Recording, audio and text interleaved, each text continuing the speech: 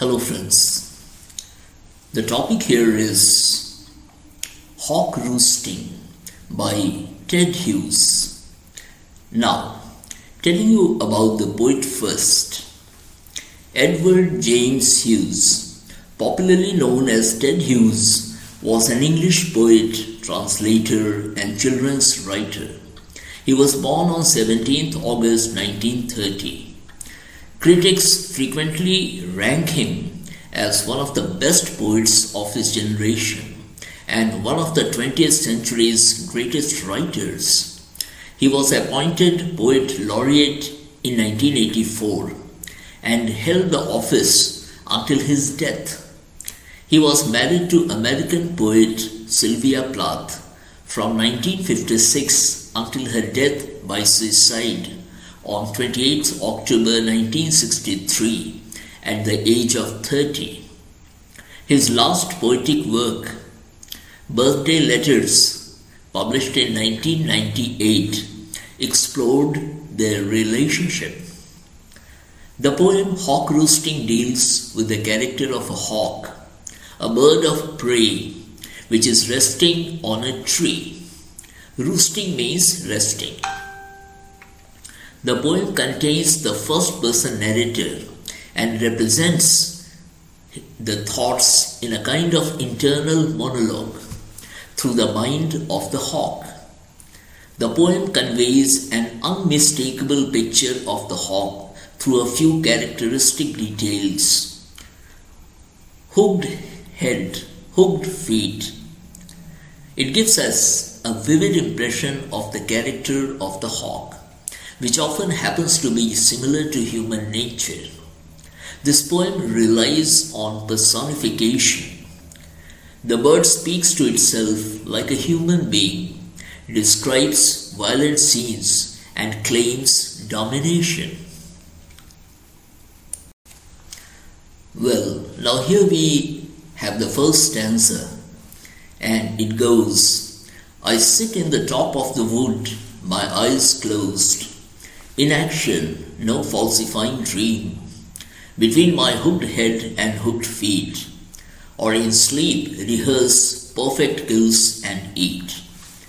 Well, now the explanation goes, the poet begins on a personal note, speaking in first person, as if he is the hawk sitting in the top of the wood with his eyes closed without any action. He does not nurture any false dream. He is in a position of sleeping between his hooked head and hooked feet. It also seems that while sleeping, the hawk is rehearsing its skills of killing perfectly and feeding itself. Well, the first line is pure innocence. The hawk settles down for a night's sleep to have rest. The position he holds is secure, at the top of the wood and at the same time looking all around. This hawk has a mind of his own. He can think like a human. There is some comparison with humans who tend to mislead one another. The hawk is physically impressive and sharp. The hooked position might be called into action if the hawk falls asleep, pointing to the subconscious perfection of future hunting and killing.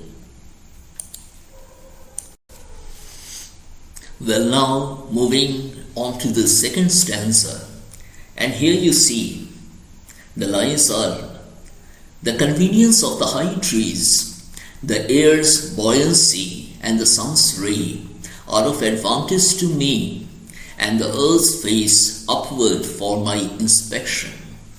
Now, the explanation of the poem. The hawk finds much convenience on the high trees.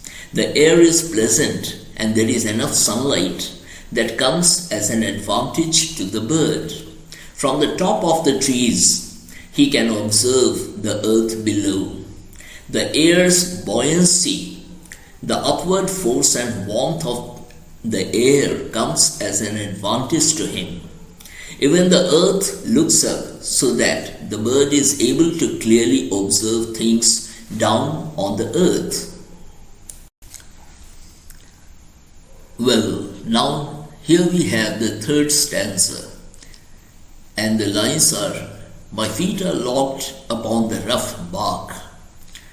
It took the whole of creation to produce my foot, my each feather. Now I hold creation in my foot.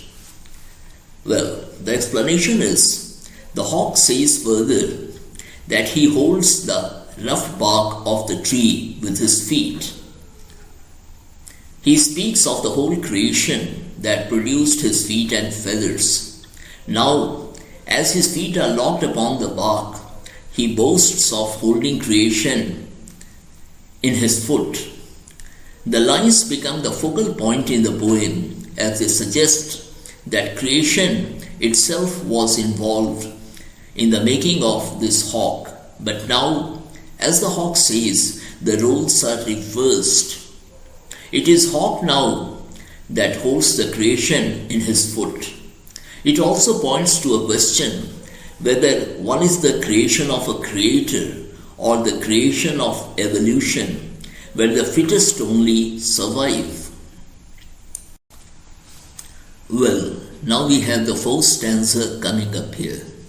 Or fly up and revolve it all slowly. I kill where I please because it is all mine. There is no sophistry in my body. My manners are tearing off heads. Now, coming to the explanation part. The hawk here speaks of his flight up and moving around for his prey. As is his nature, he kills wherever he pleases.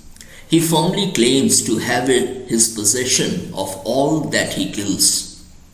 He plainly says that there is no falsehood, as he says with all boldness and frankness. It is his natural animal instinct to tear off heads of other birds for his food.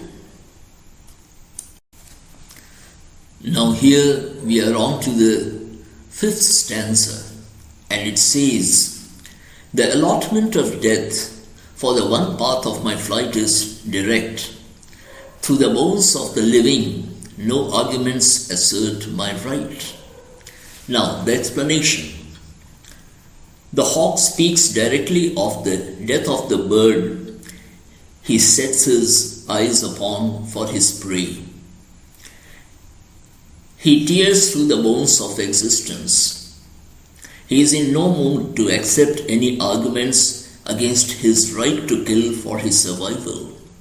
The phrase "through the bones" is a terrifying phrase, but at the same time an effective one to express what all goes in the mind of the hawk. Nothing gets in the way of the hawk's instinctive actions. He follows his instinct and speaks about it frankly and boldly. Well, now here we have the final stanza, that is the sixth stanza. And the poem goes, the sun is behind me. Nothing has changed since I began. My eye has permitted no change. I am going to keep things like this. Now, coming to the explanation of these lines.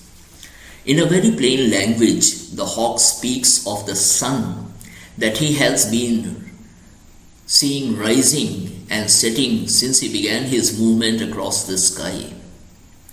Driven by his instinct, his eye has never changed nor is going to ever change. The hawk is determined not to allow any change and will continue to remain the same.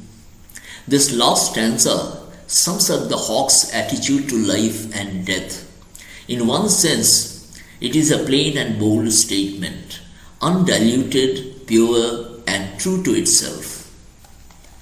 Now, having given the hawk a human voice, Ted Hughes brings the bird of prey, the hawk, into the world of humans, the most developed of animals, the most sophisticated, and the one that is able to consciously decide between the moral and the immoral.